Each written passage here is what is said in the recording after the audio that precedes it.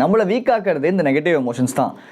தற்குறி அப்படின்னு அடிக்கடி நம்ம டென்ஷன் ஆகிருப்போம், கோவப்பட்டிருப்போம், ஃபீல் ஆகிருப்போம், ரொம்ப டிப்ரெஸ் ஆகிருப்போம், ஸ்ட்ரெஸ் ஆகிருப்போம்.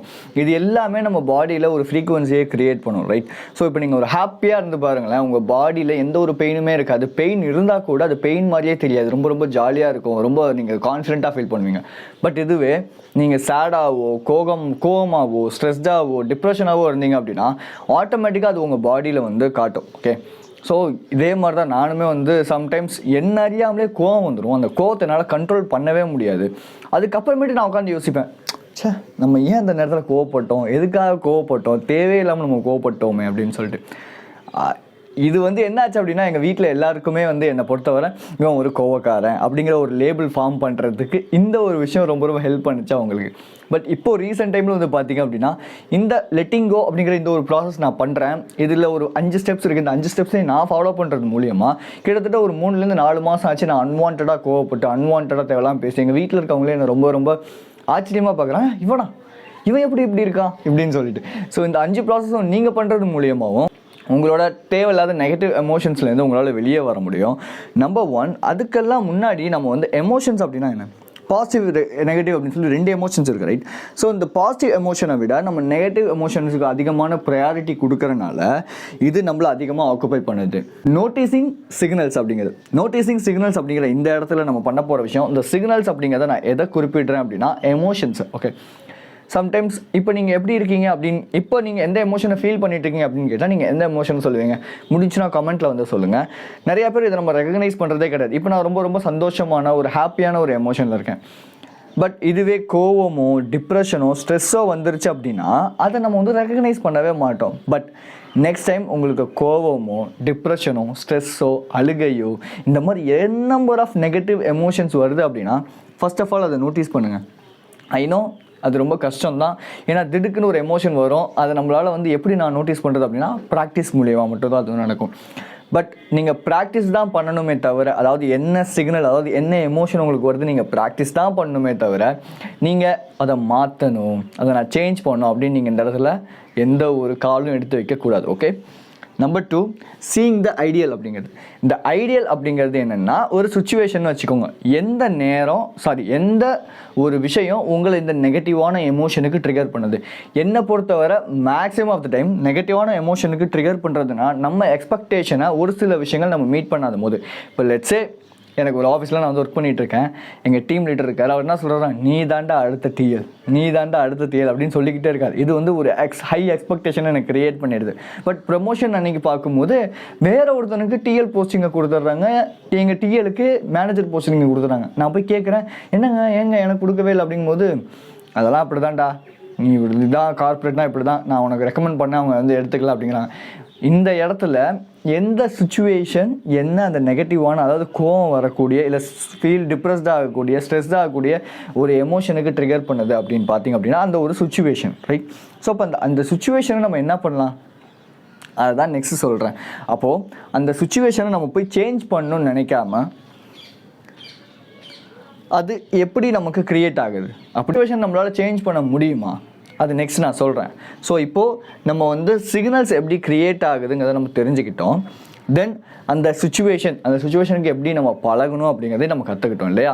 இப்போ இது ரெண்டுத்தையும் வச்சு இப்போது அந்த சுச்சுவேஷனுக்கு ஏற்ற மாதிரியான அந்த ஒரு எமோஷன் வருது. இப்போ கொஞ்சம் யோசிச்சு பாருங்கள், அந்த இடத்துல நீங்கள் போயிட்டு கோவப்பட்டுட்டு உங்கள் டிஎல்லையோ உங்கள் மேனேஜரையோ என்னையா நீ இப்படி இருக்கா அப்படின்னு சொல்லி திட்டாலோ இல்லை அவங்க முன்னாடி அழுதுட்டாலோ எப்படிப்பட்ட ஒரு கான்சிக்வன்சஸ் கிரியேட் ஆகும். அதாவது சீயிங் த ஹார்ம் அப்படின்னு சொல்லி சொல்லுவாங்க இதை, ஓகேவா? ஸோ இப்போ இந்த சீயிங் த ஹார்ம் அப்படிங்கிறது என்ன மாதிரியான ஒரு பின் விளைவுகளை ஏற்படுத்தும். மேபி நீங்கள் கோவப்பட்டீங்க அப்படின்னா உங்களை அந்த இடத்துல வேலையை விட்டு தூக்கலாம், உங்களுக்கு டீப்ரமோட் பண்ணலாம், ஏன் உங்களுக்கு வந்து பழி வாங்கலாம், பின்னாடி உங்களை கரு வச்சு, இந்த மாதிரி ஏகப்பட்ட விஷயங்கள் இருக்குது இல்லையா?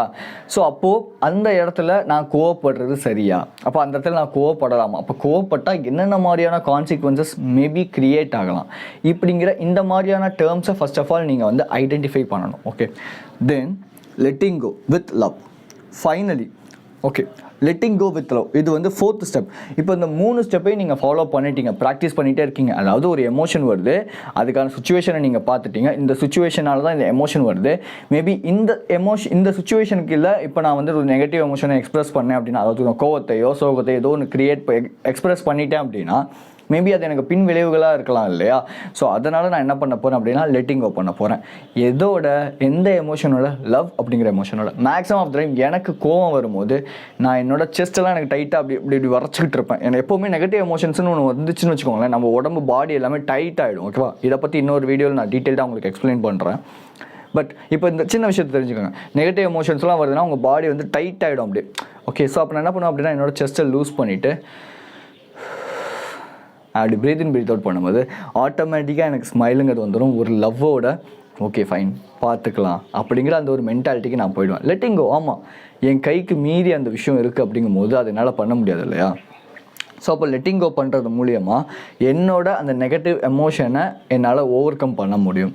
But finally seeing the reality அப்படிங்கிறது, நம்ம என்ன தான் லெட்டிங் கோ பண்ணாலும் ஒரு சில விஷயங்கள் நம்ம கைக்கு மீறி இருக்கும். நம்ம முன்னாடியே சொன்ன மாதிரி, லெட்ஸே இப்போ உங்கள் ஃப்ரெண்டு எப்போ பார்த்தாலும் ஒரு பேட் ஹேபிட், சிகரெட் அடிக்கிறதோ குடிக்கிறதோ பண்ணிக்கிட்டே இருக்கான். நீங்கள் போயிட்டு டேய் மைண்ட் செட்டு தாண்டா முக்கியம், மைண்ட் செட்டை மாத்திரனா உன் லைஃபே சேஞ்ச் ஆகும்டா இப்படின்னு சொல்கிறீங்க. ஆனால் அவன் திரும்பி அந்த விஷயத்த பண்ணிக்கிட்டே இருக்கான். அப்படிங்கும்போது அப்போ நீங்கள் எத்தனை தடவை ஒரு விஷயத்த போய் கொடுத்தாலும் அதை தான் பண்ணிக்கிட்டு இருப்பான். நீங்கள் அந்த நேரத்தில் வந்துட்டு இல்லை நான் அவனை மாற்றுறேன் திருத்துறேன்னு சொல்லி யோசிக்காமல் ஜஸ்ட் அவனை மாதிரி இருக்க விட்டுருங்க. ஓகே என்னமோ பண்ணிட்டு போகுது, இது திருந்தாது போல் அப்படின்னு சொல்லி விட்டுட்டு அவன் கூட இருக்கிற வரைக்கும் நான் அவனுக்கு ஹெல்ப் பண்ணுறேன்ப்பா அப்படிங்கிற இந்த ஒரு மென்டாலிட்டிக்கு போயிடுங்க. இப்போ லெட்ஸே உங்கள் வீட்டில் வயசானவங்களாக இருந்தாங்க அப்படின்னா துருவி கேள்வி கேட்பாங்க. அந்த கேள்வி கேட்கும் போதே நமக்கு அவ்வளோ இரிட்டேட் ஆகும். அதாவது ஒரு பயங்கரமான கேள்விகள்லாம் அவங்ககிட்டேருந்து வரும்னு வச்சுக்கோங்க. அந்த மாதிரி இருக்கும். ஒரு சும்மா நோயின்னுவாங்க. அந்த மாதிரி டைமில் என்ன பண்ணுங்கள், ஜஸ்ட் இந்த ப்ராசஸ் எல்லாத்தையும் பண்ணிவிட்டு ஜஸ்ட் ஓகே ஃபைன், அவங்க வயசானவங்க, அவங்க அப்படி தான் இருப்பாங்க, அவங்க குழந்த மாதிரி ஆகிடுவாங்க வயசாக. ஸோ அப்போ நம்ம ஒன்றுமே பண்ண முடியாது இப்படிங்கிற ஒரு மென்டாலிட்டிக்கு நீங்கள் போயிருங்க. ஓகே, ஸோ அப்போது நம்பர் 1 நோட்டீஸிங் சிக்னல்ஸை நோட்டீஸ் பண்ண போகிறீங்க. அதாவது என்னென்ன எமோஷன் வருதுங்கிறத நோட்டீஸ் பண்ண போகிறீங்க. நம்பர் 2 என்ன சுச்சுவேஷனால் இந்த எமோஷன் கிரியேட் ஆகுது, சீயிங் த ஐடியல் அப்படிங்கிறது. Number 3 seeing the harm. அப்போ மேபி இந்த 2 விஷயத்தையும் நான் கண்டுபிடிச்சதுக்கப்புறம் ஒருவேளை நான் கோவப்பட்டேன்னா இல்லை ஒருவேளை அந்த எமோஷனை நான் எக்ஸ்பிரஸ் பண்ணிட்டேன்னா என்ன மாதிரியான கான்சிக்வன்சஸ் நான் ஃபேஸ் பண்ணுற மாதிரி இருக்கும். Number 4 letting go with love. Okay, இது 3த்தையும் நான் பண்ணதுக்கப்புறம் ஜஸ்ட் ப்ரீத் அவுட் பொறுமையாக பண்ணிவிட்டு என்னோடய செஸ்ட் மசிலை லூஸ் பண்ணிவிட்டு லவ்வோட அந்த விஷயத்தை நான் வந்து விட்டுறேன். ஓகே பார்த்துக்கலாம் அப்படின்னு சொல்லிட்டு.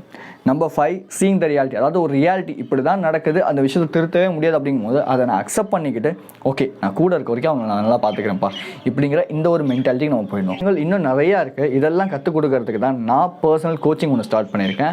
ஃபர்ஸ்ட் பேட்ச் February 11 ஸ்டார்ட் ஆகுது. ஸோ ஆல்ரெடி வந்து ஸ்டூடெண்ட்ஸ் வந்து ஜாயின் பண்ணிட்டு இருக்காங்க. 15 to 20 ஸ்டூடெண்ட்ஸ் தான் நான் எடுக்க போகிறேன். ஸோ சீக்கிரமாக அந்த சீட்ஸ் ஆக்குப்பை ஆகிறதுக்குள்ள நீங்கள் எனக்கு மெசேஜ் பண்ணிங்க அப்படின்னா அந்த 15 to 20 ஸ்டூடெண்ட்ஸ்குள்ளே நீங்களும் ஒருத்தராக இருக்கலாம். மைண்ட் செட் அதுதான் லைஃப்பில் ரொம்ப ரொம்ப முக்கியம். மைண்ட் செட் இருந்துச்சு அப்படின்னா நம்ம எதை வேணாலும் நம்ம லைஃப்பில் சாதிக்க முடியுங்கிறது என்னோட ஒரு நம்பிக்கை. ப்ராப்ளி என் லைஃப்பில் அது நடந்துகிட்ருக்கு. அதை நான் உங்களுக்குன்னு நான் சொல்லித்தரேன். ஸோ என்னோடய வாட்ஸ்அப் நம்பர் ஸ்க்ரீனில் இல்லை டிஸ்கிரிப்ஷனில் கொடுக்குறேன். தென் நீங்கள் எனக்கு மெசேஜ் பண்ணுங்கள், நான் கோர்ஸ் டீட்டெயில்ஸ் பற்றி சொல்கிறேன். தென் நீங்கள் ஜாயின் பண்ணிக்கோங்க. நம்ம எல்லாருமே நம்மளோட லைஃப்பை ட்ரான்ஸ்ஃபார்ம் பண்ணலாம். மறந்துடாதீங்க, ஃபர்ஸ்ட் பேட்ச் ரொம்ப சீக்கிரமாக ஆரம்பிக்க போகுது. நானே ரொம்ப எக்ஸைட்டிங்காக இருக்கேன்.